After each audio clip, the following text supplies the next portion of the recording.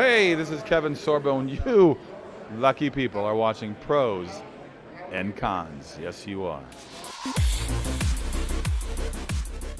Welcome to Pros and Cons. We're with Kevin Sorbo, the amazing Hercules. Thank you so much for coming to Collective Con this year. What brought you to this convention?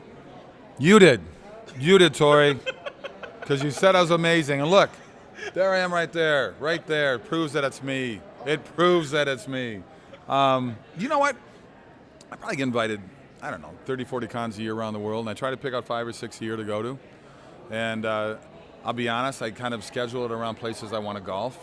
So I came here and I played yesterday at TPC Sawgrass. I had the opportunity to spend an evening with Kevin Sorbo yesterday. It was a fantastic experience. I loved every minute of it because you got the ability to spend, I think it was about 2.5 hours. We were there for a while. Yeah, 2.5 hours. We got to hear stories and we got to see the show with you, your favorite episode, which was The Apple. The Apple. You directed that episode yourself, correct? Yep. I don't know if it's my favorite. It's in my top 5. But I mean, it's in there because it's my first time ever directing. And it was kind of cool. It was nerve-wracking but fun. My crew, I was at the 3rd season of the series, and obviously I know the crew well by then. They know me. So I knew I was in good hands of having those guys sort of protect me and move me along. But it was, from a creative standpoint, it was really cool to do it. Yesterday we talked about you doing your own stunts throughout the entire episode. Walk us through doing a stunt work and being your own actor in that episode. Well, what we would do is there was always pretty much 3 fights in every episode. That was the formula that Universal Studios wanted for the show. And what we would do on days that we weren't shooting the fight scenes, the stunt choreographer, Peter Bell, would be there with some of the stunt guys, and they would work off screen with Michael and I, Michael Hurst, who played Aeolus. And we Great would, fan, by the way. He's a great guy. And we would do these, all of our rehearsal moves. So people think there's downtime. There was never a downtime for me on the show because once I have a scene ready to shoot, I know I have it memorized, I'm working on the next couple episodes. I'm always working ahead. I'm studying for the next couple days, but I'm also taking notes on the episode that's following it, the episode following that, episode following that. So I'm always calling the writers back in Los Angeles since we were in New Zealand and saying, guys, what can we do to make this better? Or what do you think about if I say something here like that? So I was always doing busy. And if I wasn't doing that, we were rehearsing the fight scenes. That's all we did is rehearse fight scenes. Because it's like a dance. You have to rehearse them. Exactly. I had very, very difficult. I had a lot of difficulty trying to remember lines, making sure that I was scripted and when I was creating pros and cons, and it just didn't work for me. How does that work for you? Do you have difficulty ever remembering lines for different parts? I take pride that I come in pretty prepared all the time.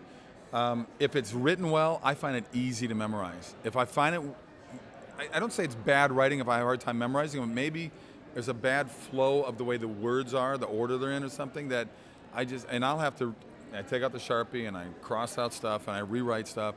And I have to make at least flow for my verbalage in a way, And like I said, if it's well written, I have no problem with it. That sounds great. I heard that not heard, but last night you spoke about Xena. She came in the 3rd season of Hercules, if I'm not mistaken. Actually, we introduced her character into season 2. Okay. And then they picked it up. So her show actually kicked off in our 3rd season. We started filming in 1993. She started filming in 1995. So we had a 7-year run. She had a 6-year run. How was it being the inspiration for so much greatness? You spawned more than a generation of people because we were talking last night and your show has been put on Netflix. So you have younger generations coming to you now and being inspired. Do you ever feel that you need to be a role model for people? You hope. I got 3 small kids. I'm hoping that they love the stuff that I do. I mean, I know I've done some stupid movies too. I wish I wouldn't have done. I remember a great interview with Michael Caine. They said, you're Sir Michael Caine. Why would you do, Jaws 3D? Why would you do that? You're Sir Michael Caine. Did you even see that movie? And his answer was, I didn't see the movie, but I saw the house that built me in Spain. So sometimes you do it because you like to make money. It's like, I got a mortgage to pay. So I look at movies. If I like the movie, I'll do it. I don't just do it for the sake of doing it, but they don't always turn out great.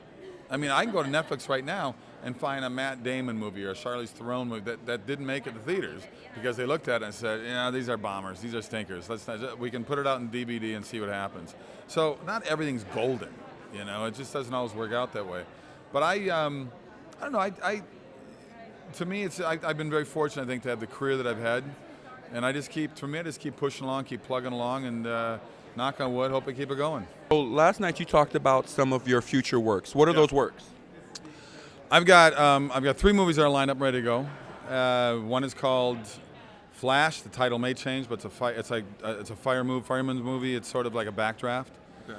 Another one I have that'll be shooting a Carpool Lane with Dean Cain. So we got Hercules and Superman together, because they're doing Hercules. I mean, they're doing Batman and Superman, but they should have done Hercules. And either one of those guys, I'd kick both their butts. I agree. But anyway, and then I've got a movie that I'm directing and starring in called Let There Be Light, which will come out Christmas of 2017. And I have another pilot called The Miracle Man that we hope gets picked up by NBC. Are you looking forward to doing another television show after so long? I would love to do it. It has been a long time. It's been frustrating. I've been close. I've had a couple other pilots that didn't get picked up.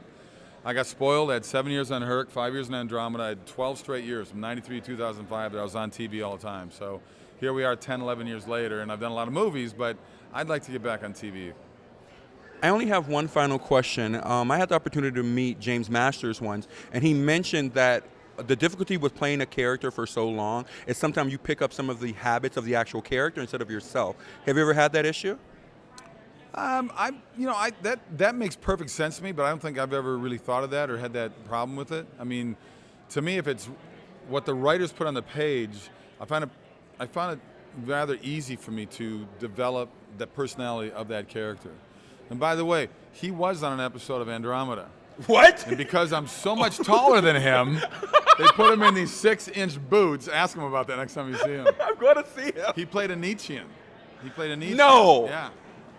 Do you know the episode number? Like, I'm not going to look. Oh, I wish I Do you have the remember. box for Andromeda, or I'll just have to You buy know the whole what? box? They're finally coming out later in the year sometimes with them. But they were in bankruptcy court, so they had to freeze all their assets.